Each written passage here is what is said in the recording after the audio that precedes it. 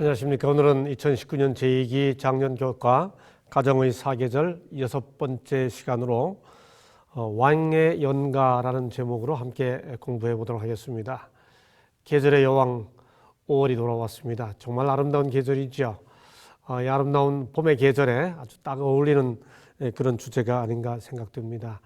오늘은 이번 기 전체의 주제인 삶의 주기 중에 또 그것도 가정을 중심으로 살펴보는 이번 기 주제 중에 부부, 결혼, 가정, 그것도 부부의 사랑 이야기, 특별히 함께 나누는 성애의 사랑 이야기가 이번 주 주제가 되겠습니다.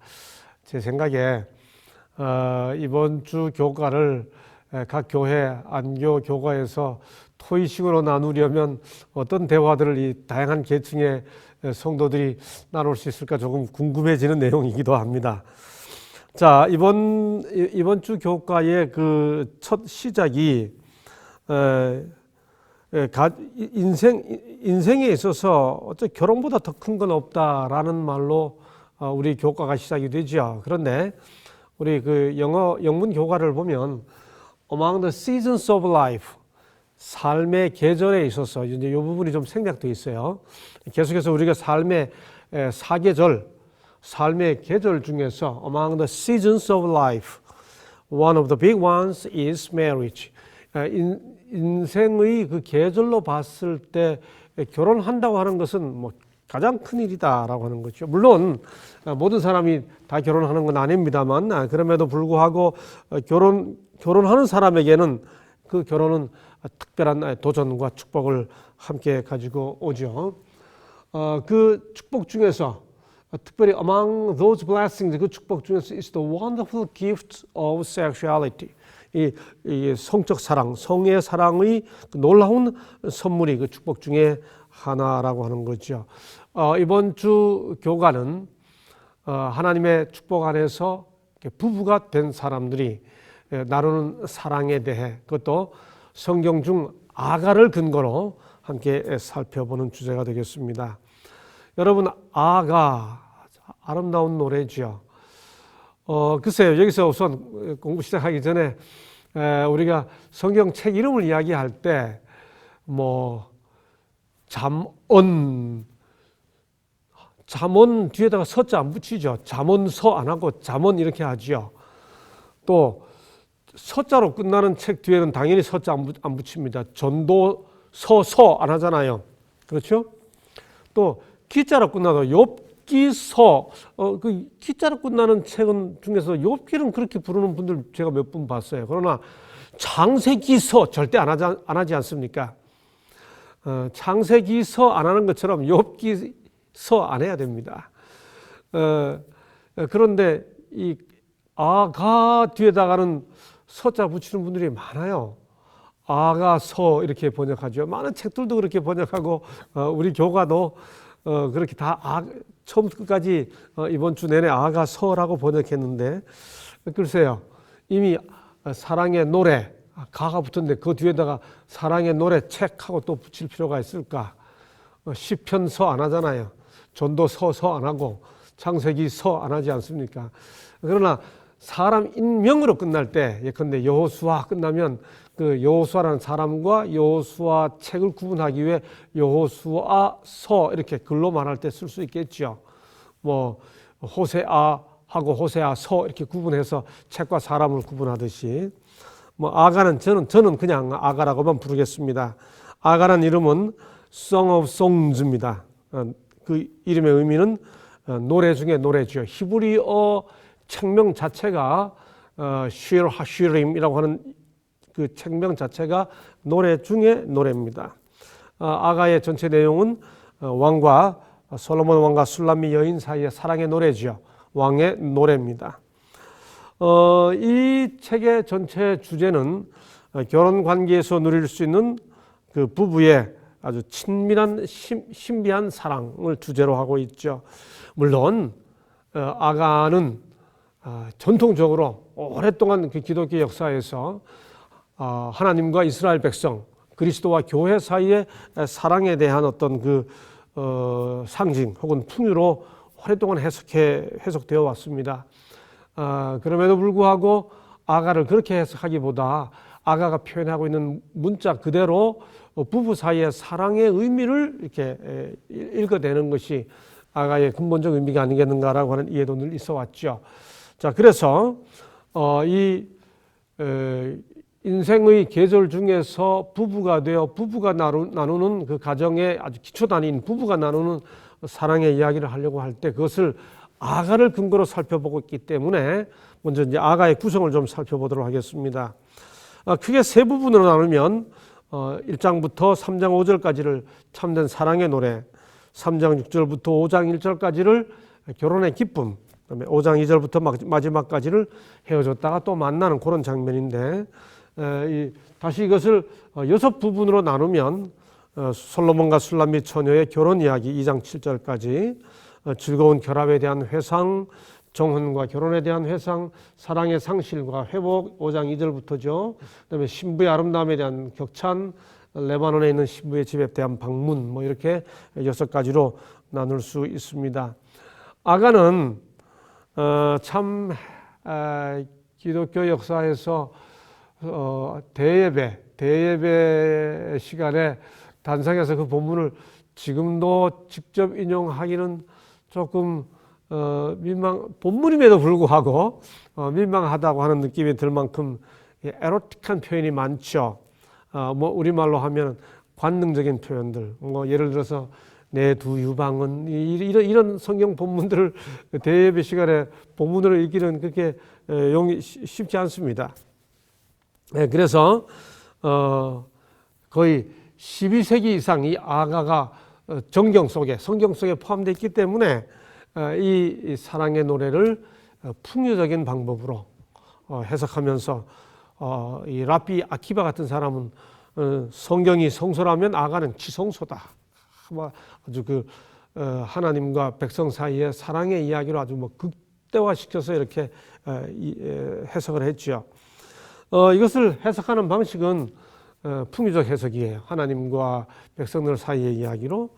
또 좀 현대적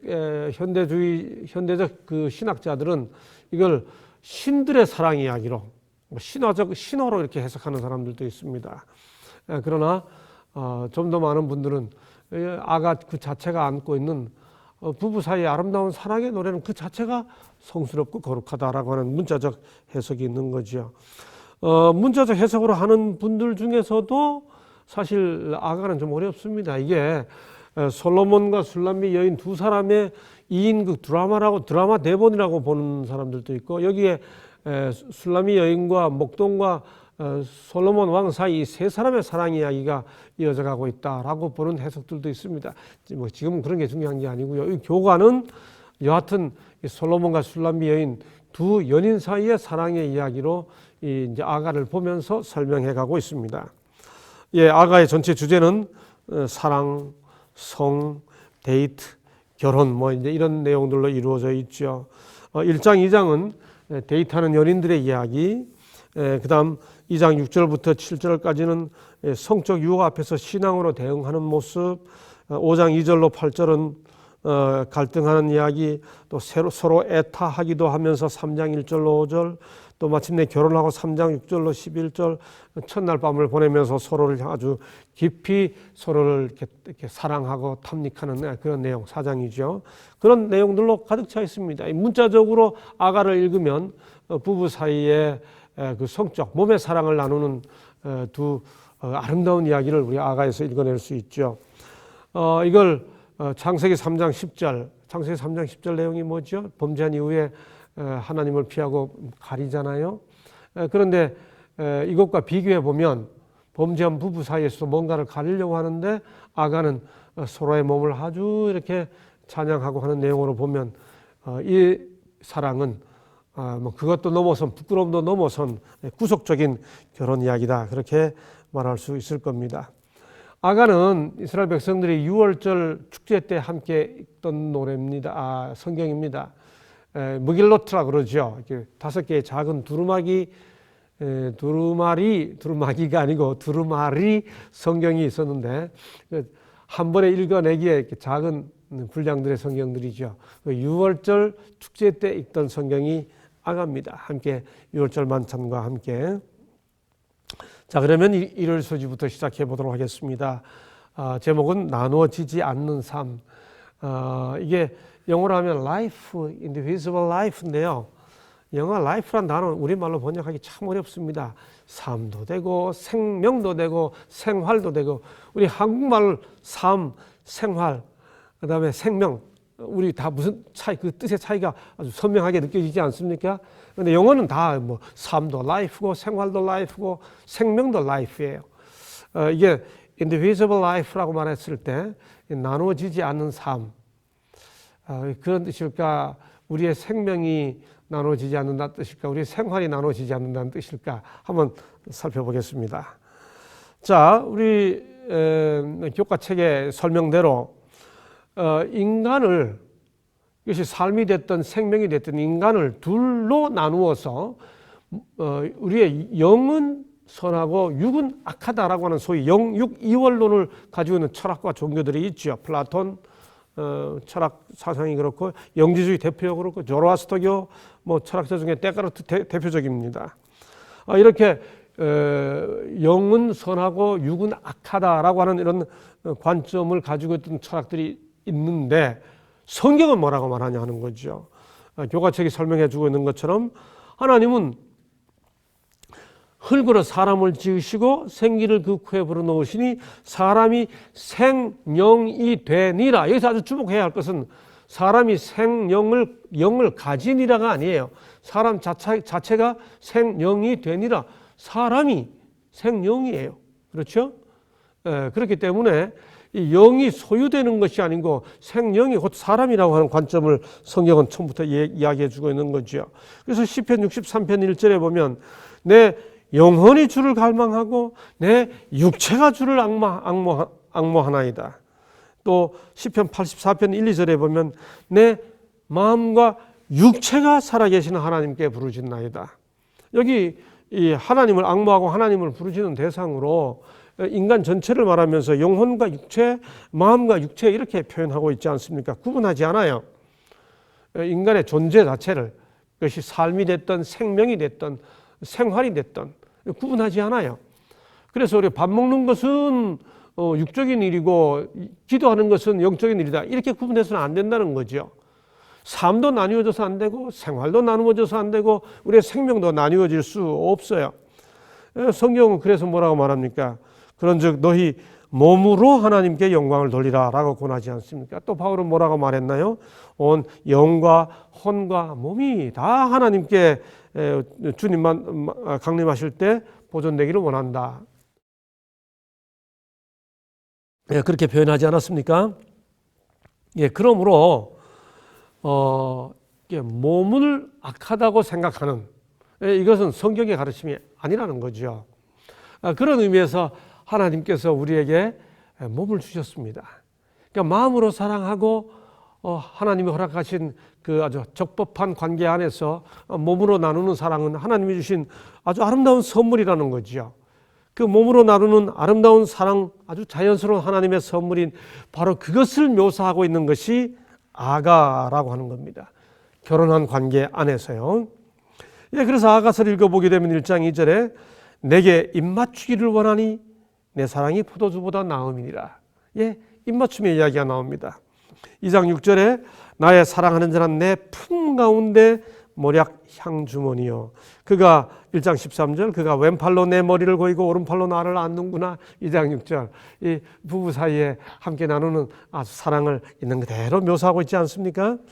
내 사랑하는 자는 희고도 불고 많은 사람 가운데 뛰어나구나. 머리는, 머리털은, 눈은, 뺨은, 입술은, 손은, 몸은, 다리는, 입은 심이 달콤하니, 이렇게 이야기합니다. 그래서 그의 사랑하는 그 배우자에 대한 그 아주 몸의 묘사를 아주 단계별로 이렇게 올라가면서 이야기하고 있지 않습니까? 또다시 7장 1절 9절에 보면 귀한 자에 따라 신을 신은 내 발이, 내 넓적다리는, 배꼽은, 허리는 이 밑에서 차례로 올라오죠. 두 유방은, 목은, 눈은, 코는, 머리는, 사랑아 내가 어찌 그리 아름다운지 어찌 그리 화창한지 즐겁게 하는구나.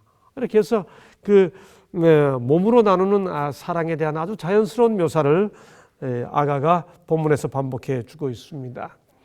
교가책이 말하고 있는 것처럼 문화마다 성적인 금기가 존재합니다. 그래서 결혼한 부부들은 결혼했음에도 불구하고 종종 이런 금기 사항 때문에 친밀한 삶을 누리는 것이 어렵다고 생각하죠. 그래서 종종 경건한 가정에서도 그런 것들을 가르칠 기회를 상실하고 있습니다. 여기 교가책 표현 한번 그대로 읽어보죠. 성에 대한 성경의 진솔함은 하나님의 백성들 하여금 이 주제를 매우 자연스럽게 받아들이도록 이끌어서 창조주의 큰 선물에서 비롯된 삶의 이 중요한 측면을 존중과 위엄을 가지고 다루게 한다. 그렇게 표현하고 있습니다. 여러분, 이 땅에 존재하는 모든 유기체들, 짐승들, 심지어 식물도 마찬가지죠. 암수로 구성되어 있는 모든 것들은 두 가지 본능을 가지고 있습니다. 하나는 자기 스스로 살아남으려고 하는 개체 보존의 본능이죠. 또 하나의 본능이 뭐죠? 종족 보존의 본능입니다. 그런데 짐승들은 그 종족 보존의 본능에 의해 소위 짝짓기를 하죠. 짐승들의 짝짓기는 그런데 어떤 경우에만 하나요? 그야말로 종족을 보존하기 위해서만 합니다. 여러분, 이 땅에 존재하는 생명체 중에 종족 보존을 위한 것 이외에 몸으로 나누는 사랑 그 자체를 위해 소위 이 성적 사랑을 나누는 생명체는 사람뿐이에요. 어떤 짐승도 종족 보존하는 것 끝나고 나면 더 이상 성관계를 하지 않습니다. 짝짓기를 하지 않아요. 그런데 하나님은 사람에게는 그것을 부부가 함께 나누는 귀한 사랑의 특권으로 선물로 허락해 주셨죠. 그러므로 이것을 하나님께서 주신 특별한 선물로 큰 창조주의 큰 선물에서 비롯된 삶의 이 중요한 측면을 존중과 위엄을 가지고 다루게 한다라는 이 설명은 정말 우리가 합당하게 설명한 것으로 함께 받아들이고 이제 이번 주 교과에서 깊이 살펴볼 내용이 되는 것이죠.